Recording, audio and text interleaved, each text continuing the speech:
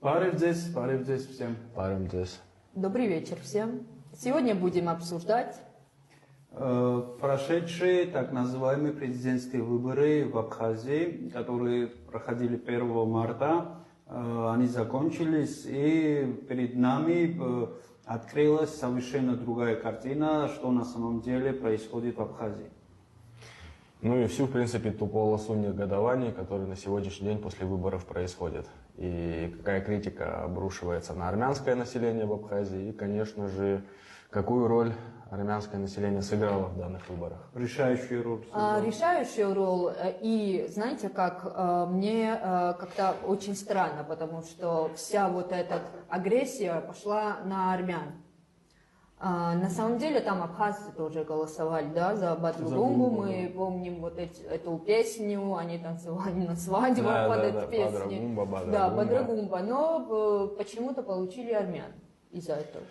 И весь Абхазия думает, что они вот очнулись на второй день выборов, и там Армения, и уже проданные земли. Что вы насчет этого думаете? Ну, вообще, если изначально на всю целостную картину смотреть, и одна сторона, то есть Адгура Ардзинба, и вторая сторона, то есть Бадры Гумба, хотели использовать в своих, так скажем, корыстных целях армянское население. И то есть и мы видели, как им поступали угрозы, что голосуйте за одного кандидата, другие, то есть отправляли своих людей в сторону армян, чтобы они голосовали за другого кандидата. Но также, что самое интересное, в этой картине мы можем наблюдать, какую роль здесь и сыграла российская сторона. Для них это тоже было выгодно, чтобы армянское население отдало свой, так скажем, голос за ставленника Москвы. Потому что, когда пошла вся агрессия на армянское население со стороны абхазского населения, в этот же день Следственный комитет Российской Федерации выступил с заявлением о том, что в случае чего мы будем защищать и проводить следствие касательно армянского населения. Они возбудили уголовное дело. Да, они возбудили. Комитет Российской Федерации. Да, думаю, что для русских и для России вот эта стратегия, да, не имела никакого значения, там будут армяне или никарагуйцы, или... Да, они просто использовали, взяли другой этнос. Это да, это безусловно, но опять же, все же армяне сделали свой выбор и сделали его в пользу Бадры Гумба. Лично мое мнение, почему так происходит. Армяне сегодня в Абхазии видят, что российская сторона стоит на их стороне, то есть, значит, при российском ставленнике, так скажем, им будет лучше житься в Абхазии. То есть, ну, это мое сугубо личное мнение, я думаю, каждый человек бы так поступил. Один из абхазов, таких общественных деятелей, Давид Дасанян, прямо заявил, что армяне первый раз почувствовали свою силу в Абхазии, и теперь они эту силу будут только наращивать. Но это не только Давид Дасаня, я очень, так скажем, много мониторил, да, читал, что местное абхазское население пишет, там писали различные вещи и угрозы, и то, что армянам здесь больше жить не надо, и что нужно пользоваться ситуацией, нужно их выселять из Абхазии.